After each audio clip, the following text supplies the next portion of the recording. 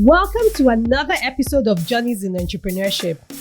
On this episode, we have Udeme Ufot, the Group Managing Director of SO&U, one of Nigeria's leading marketing communication groups with a strong reputation of professionalism and creativity. Udeme co-founded SO&U in 1990. He has held several executive positions in the Association of Advertising Practitioners of Nigeria, including Vice President and President in 1997 and 1999, respectively. Udeme serves as a board member of the Nigerian Economic Summit Group, which is Nigeria's leading public-private sector economic think tank, where he chairs the board's Communications and Media Subcommittee. In recognition of his services to the nation in the corporate sector, he was awarded Member of the Order of the Federal Republic (MFR) in 2014 by the federal government of Nigeria. Interviewing Udeme on this episode is Bukola Majekodunmi. Bukola is the founder and chief vision officer at Bosworth Marketing Consulting, a multinational experiential marketing agency. Bukola is an alumnus of the Faith Foundation Emerging Entrepreneurs Program of the 29th cohort, and she started a marketing career as a promotional staff on marketing campaign with Tequila Marketing, and on this campaign discovered a love for marketing communications. She has spent over 20 years working in different capacities in publishing, public relations, events management, and marketing communications. Join us as we listen to their journeys in entrepreneurship within the marketing and communication space. Hello, everyone. Welcome to Journeys in Entrepreneurship podcast series. My name is Bukola Majekodunmi. I am the founder and the Chief Vision Officer of Bosworth Marketing Consulting. Today, I am super delighted to be sitting with one of the founding fathers in advertising in Nigeria today, the very phenomenal, very amazing Mr. Udeme Ufot, the Group Managing Director of SO&U. How are you, sir? I'm fine, Bukola. Thanks for that really amazing introduction. Quite a marketing piece there. A worthy introduction. You're welcome. So, this is something that I had never really imagined that would be possible. Because I remember responding to a modeling call as a young lady just in the university in the middle of the many ASU strikes. I got a modeling call to come to SO&U for a casting. And I was in your office as a young lady, in undergraduate in the university for a casting call. And it was one of the most amazing experiences of my life. I've also had the opportunity of working with your team, working on the Guinness campaign of the Water of Life project, working with the Sachi and Sachi team and the SO&U team, Paddy Piro and the rest of them. And it was quite an experience. A thorough team you have there. Thank you. Well done, sir. All right, so since we are now here and I've had this opportunity and I have this opportunity to sit down with you, I would like to ask, and I know you've been asked this question a lot of times, how did you venture into advertising and how did you grow through the ranks to develop to have an institution that is one of the most formidable in the world? Please tell us a little bit about your journey, sir. I'm going to try. Thank you for the question, Bukola. I'm going to try and keep a very long story as short as I can because of the constraint of time that we have. I actually ventured into advertising by accident. My dad at different times wanted me to be an architect, then a doctor, then a lawyer. And then I had a gap year after my O-levels and I wound up in the university library in Calabar and came across a publication. I still recall the title, The American Journal of Marketing. And I flipped through and came across the section on advertising. And there I saw this illustration of a very nice looking, personable chap I can't remember what he was wearing, a nice colorful shirt, beige color linen jacket, Wayfarer Ray-Bans on his eyes. And under that illustration was the caption, a trendy art director. I said, wow, art director. Now, who is an art director? And I went further and I discovered that apparently I was made for advertising. Because in the creative part of advertising, you're either a copywriter. Copywriting means creative writing skills. Or you're an art director, means creative design skills. Now, I got A1 in literature in my O levels. I got A1 in fine arts. So it was like a natural thing to do. And my literature teacher in secondary school had once said about me, for Udeme, literature is a hobby. So I loved it. So I loved to write, I loved to draw. And it was a big battle with my dad. Anyway, so I decided that I was going to go into advertising, and the way in would be through a degree in design, which I did in Ahmadu Bello University, Industrial Design Department, specializing in graphic design.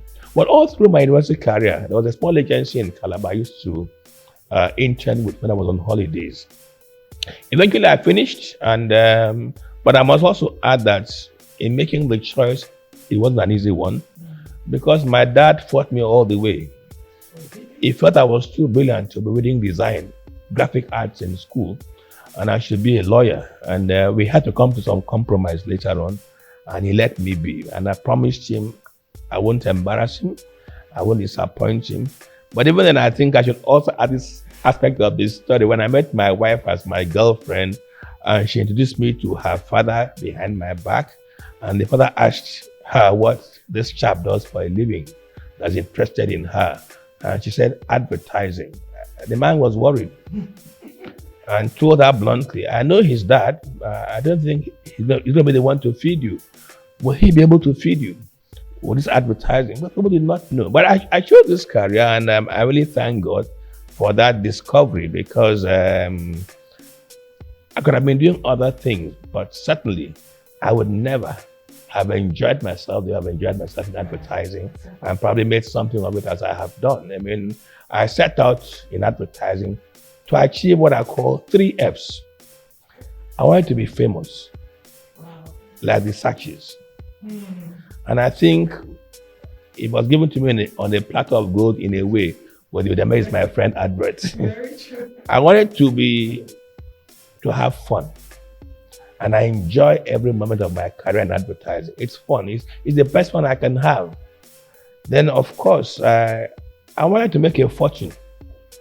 I wanted to be comfortable. I wanted to be not poor. Let's put it that way.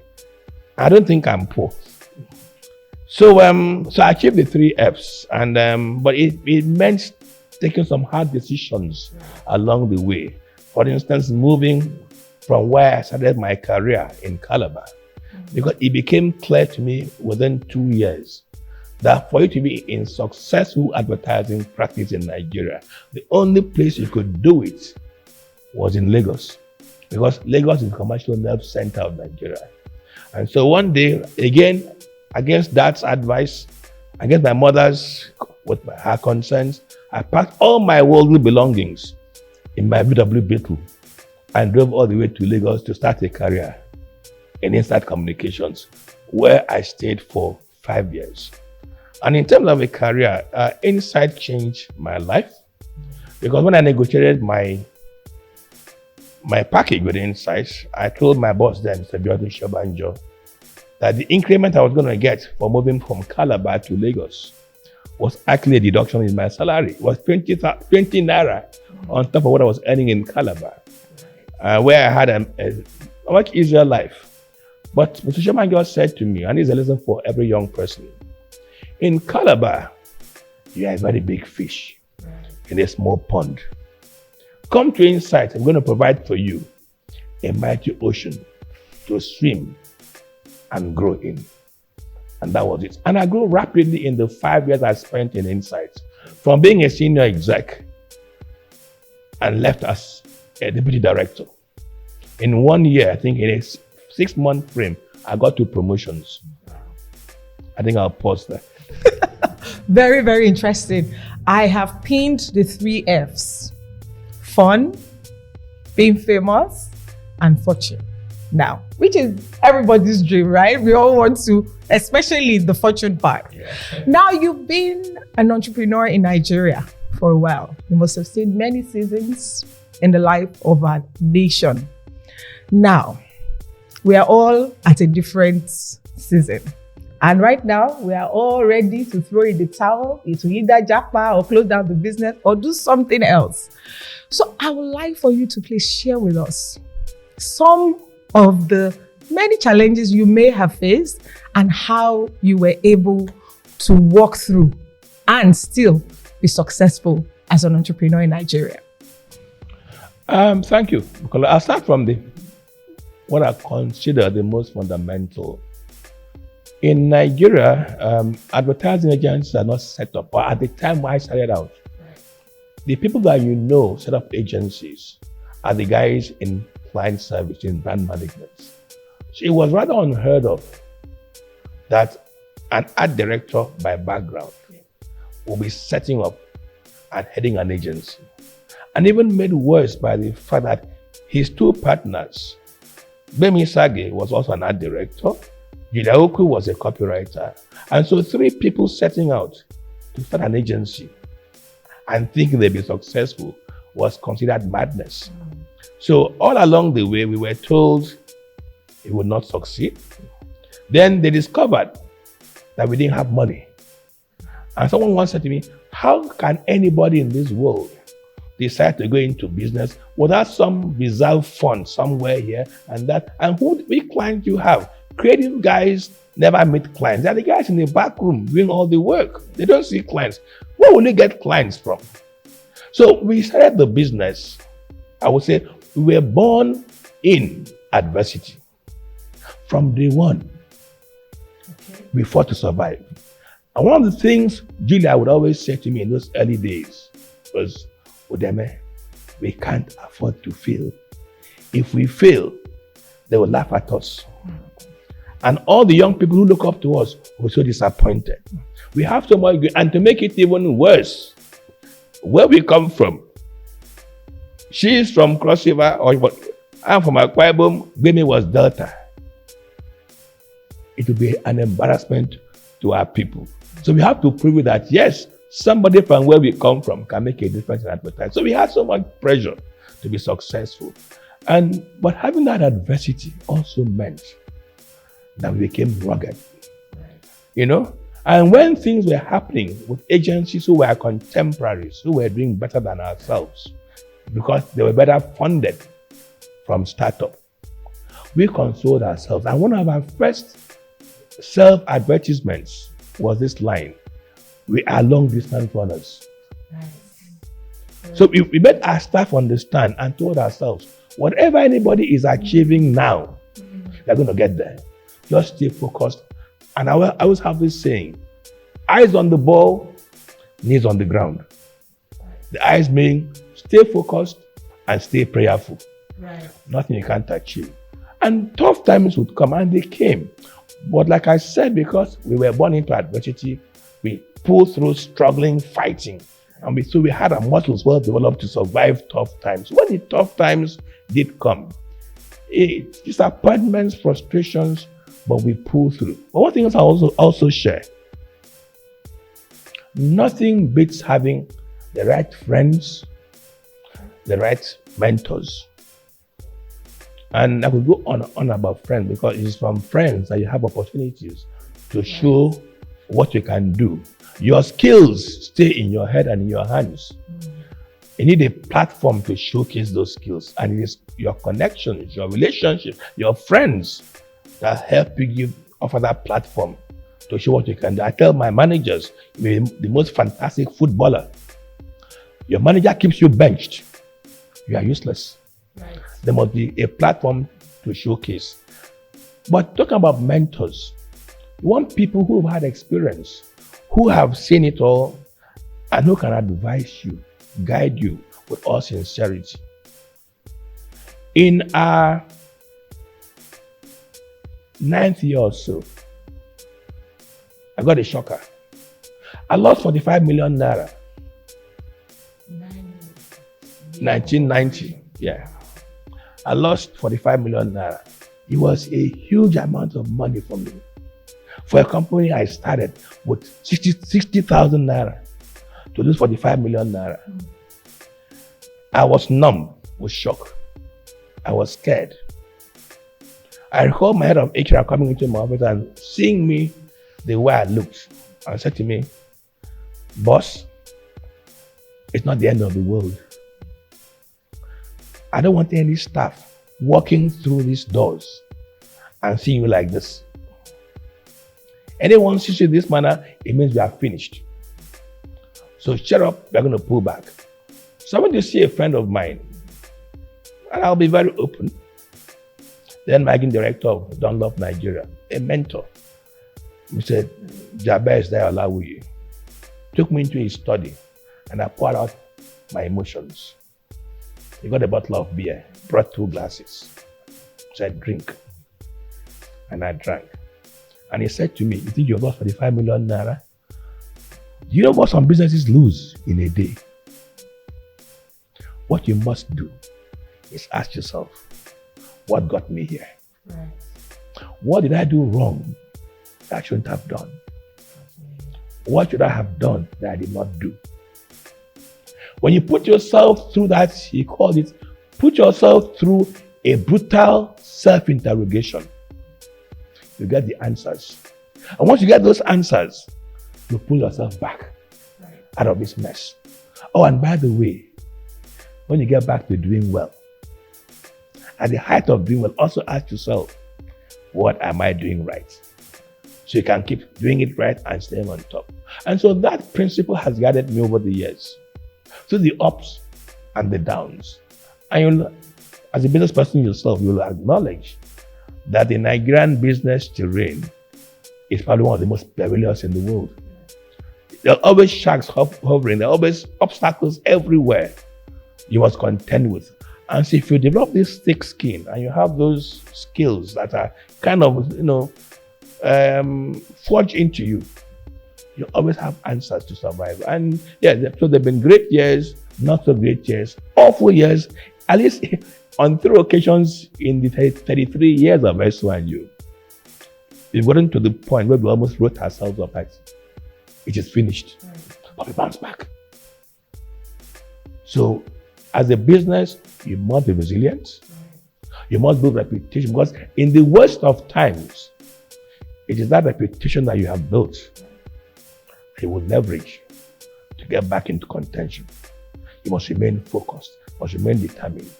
And as another friend and mentor once said to me, again, I'll volunteer names, Father Adela would say, no matter what you know, you must still sweat.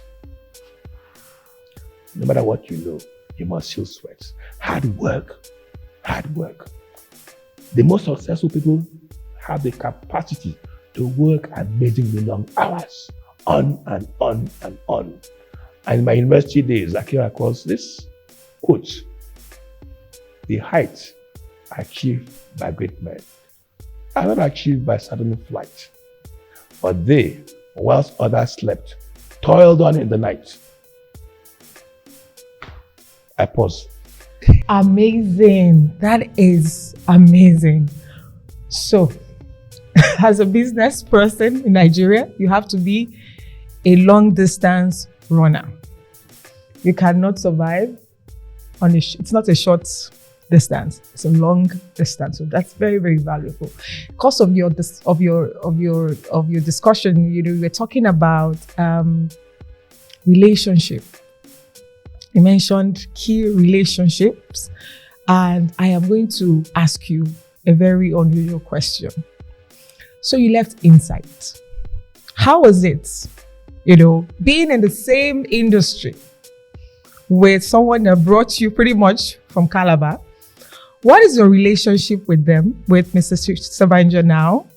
What is the relationship with Inside Communication? Because you're like neighbors pretty much, and you still see each other in the marketplace. So how were you able to manage all of these relationships?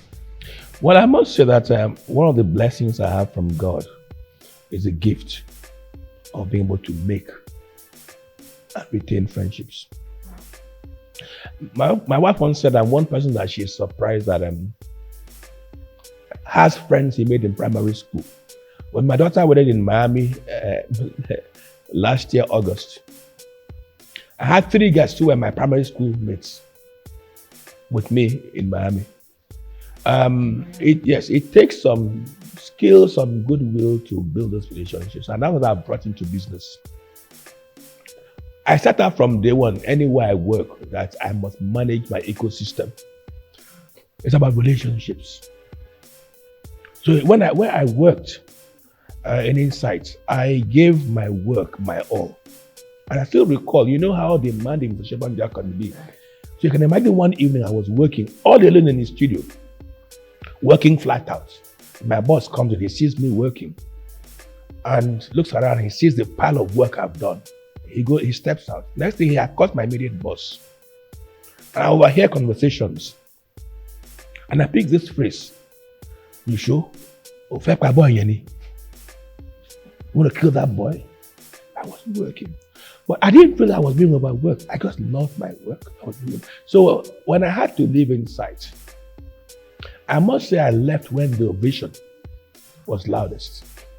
I was actually given responsibility for 4 areas I was not being paid for. I was an art director. I was writing copy. I was managing 4 accounts as a brand manager in Insight. I was also supervising the production unit of the company, all on one salary. I gave my all. And when I said I was leaving, it was like, hey, this is the MB's blue-eyed kid. But if we like to be very open, I got to my bosses, I'm at that stage in my life. I'm being troubled, I cannot sleep. Something says to me, now is the time to move. Right. I don't know why, I just want to move. And so my boss says to me, Udeme, I hear you. If you don't like entrepreneurship, your seats and table remain here. Come back anytime.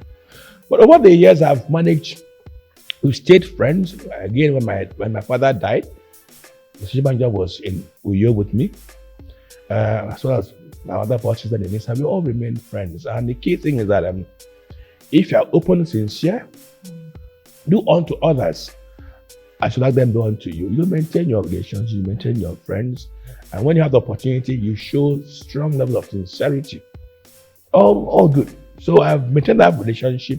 We've been, one of the biggest admirers and encouragers of SO&U. Mr. Shibanja itself.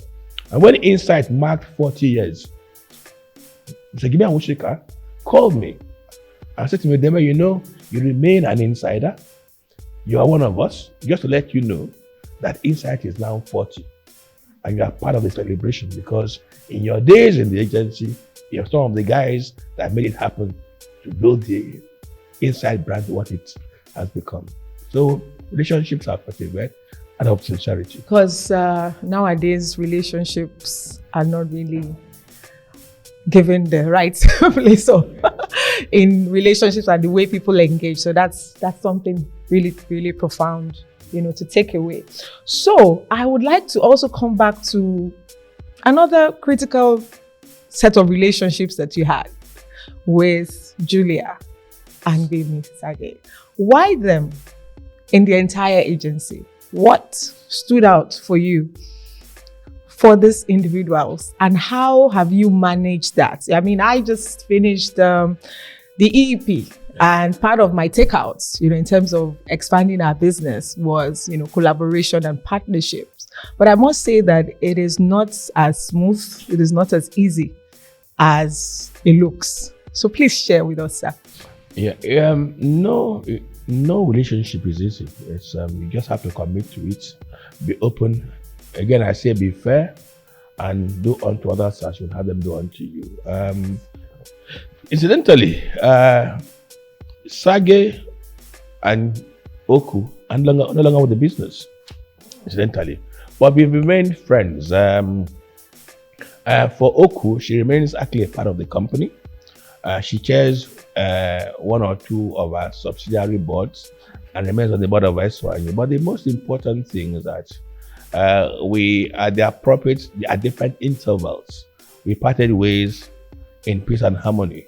And the important thing there is that from packaging that relationship in terms of the partnership, you must be clear as to expectations, as to rules.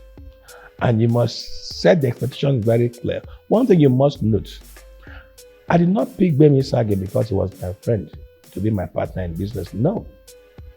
At the time I considered starting SO&U, I felt that Udeme Sage was the best art director you could find in the industry.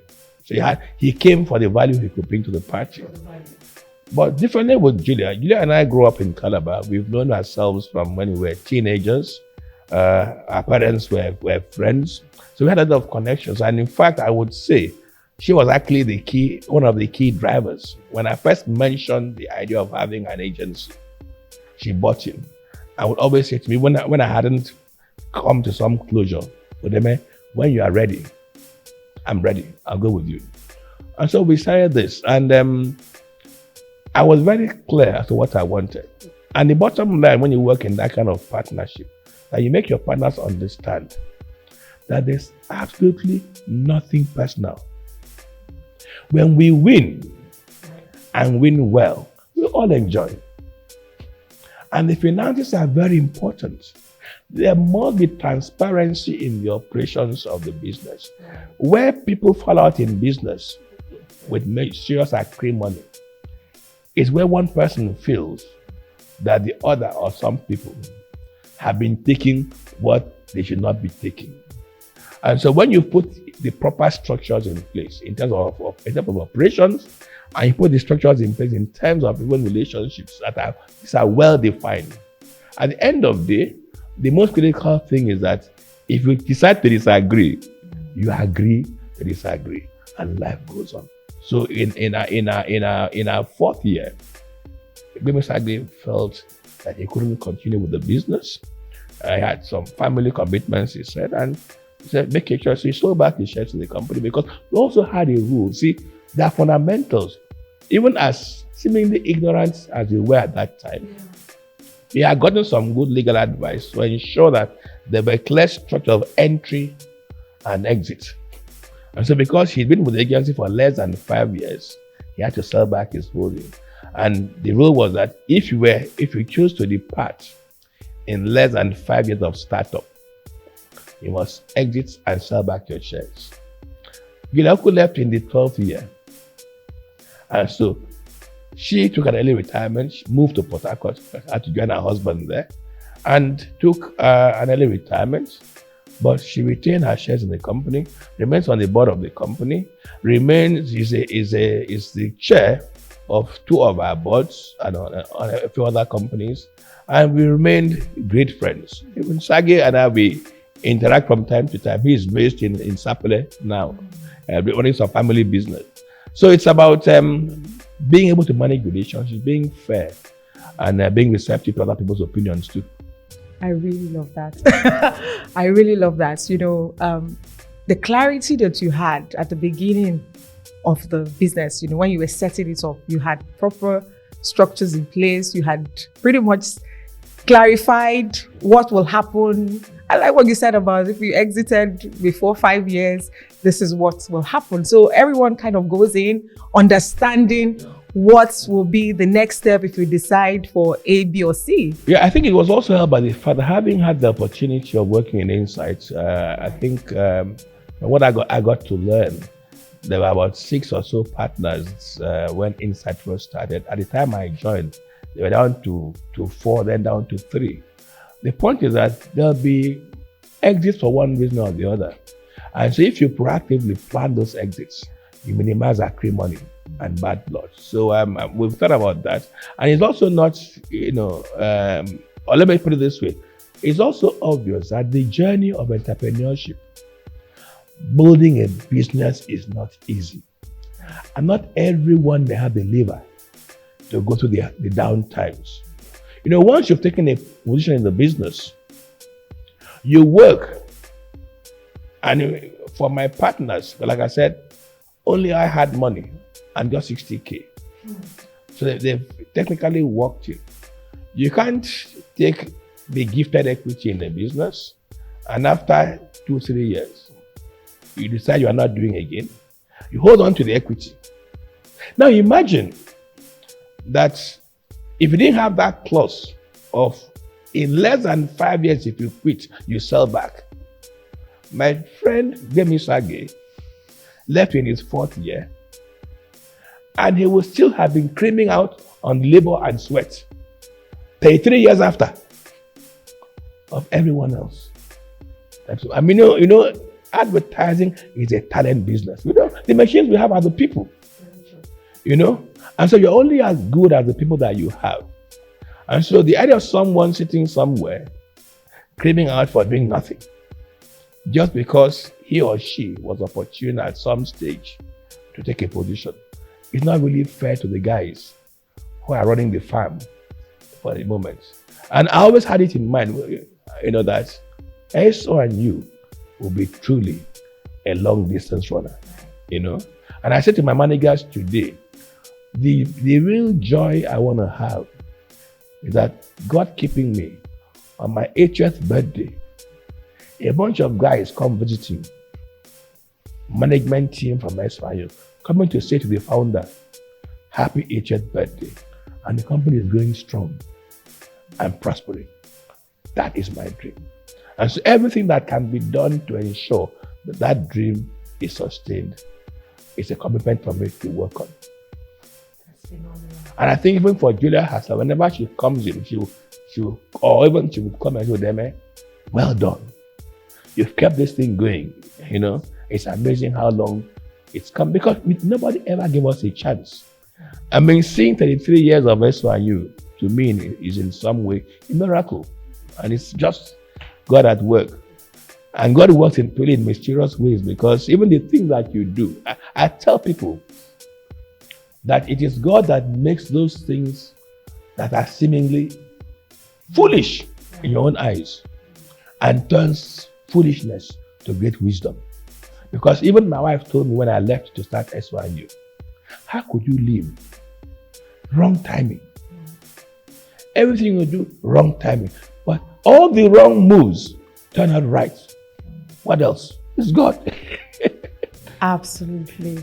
Wonderful. Great depth and wisdom. Thank you very much. And I pray that that dream will come true in the name of Jesus Christ. So finally, I'd like you to say a few words to young people, you know, because the advertising industry is full of really young people, very volatile, very talented, all the good and the bad and the ugly. So what would you say to them? Realizing now that you really started very early, you know, what would you say to them? Think long term. Think long term.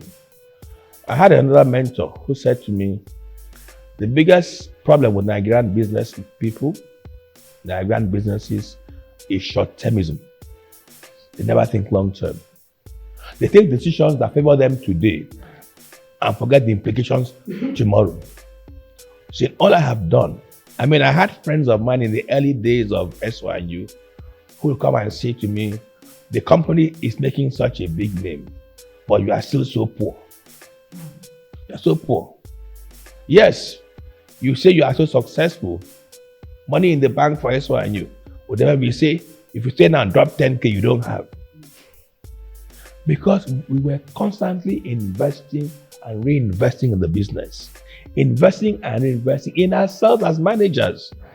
You know, at the time I had to go to Lagos Business School, I couldn't afford the fees. It was just 250K. I paid in 4 installments.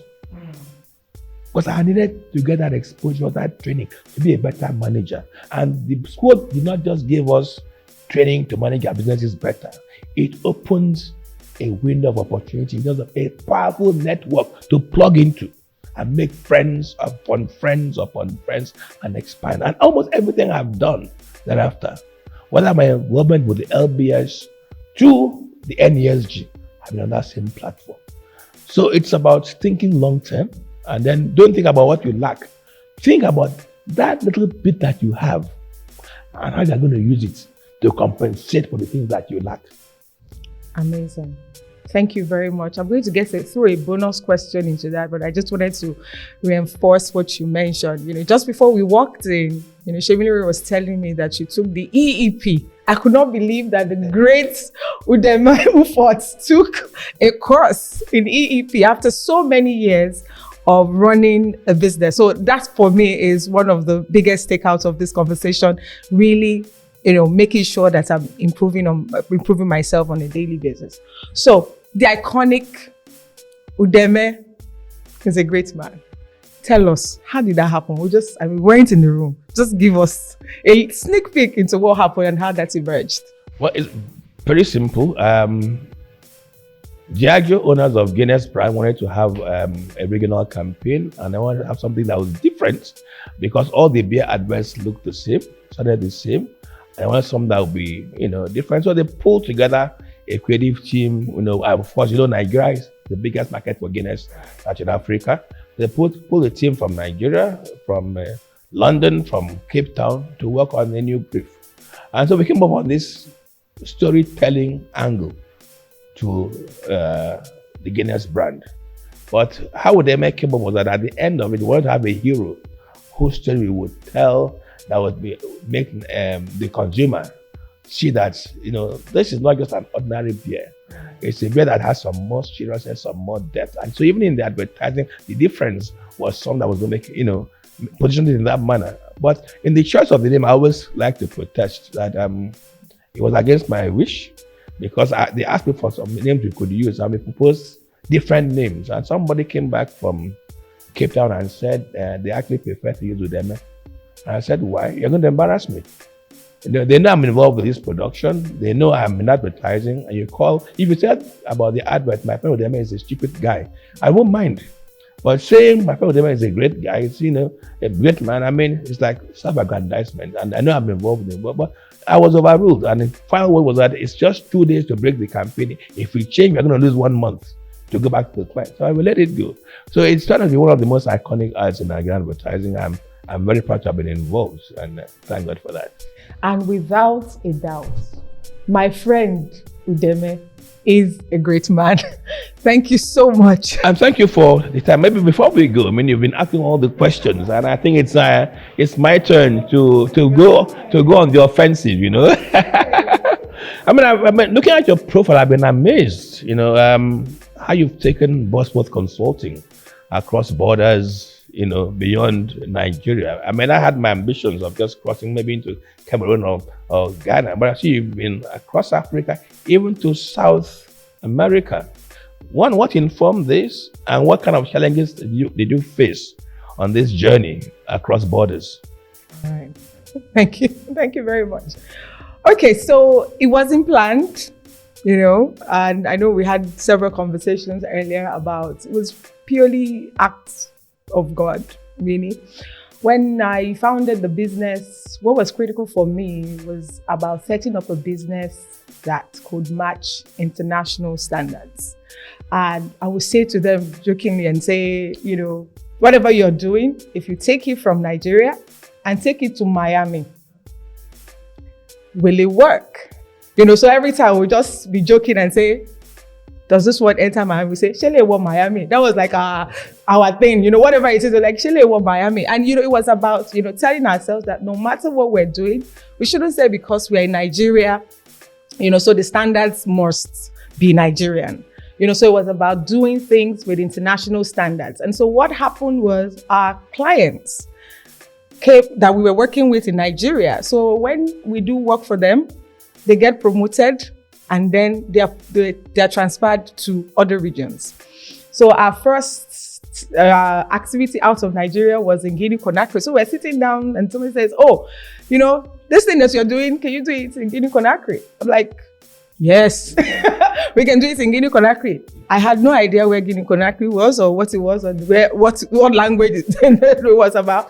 And it was when I stepped out that I realized that it was Francophone, and, I had no idea. But somehow God helped us, and we did it. It was purely based on just institutionalizing, integrity, whatever it is that we commit to, we would do. And it was about that standard. And before we knew it, they were promoted to South America. They took us along.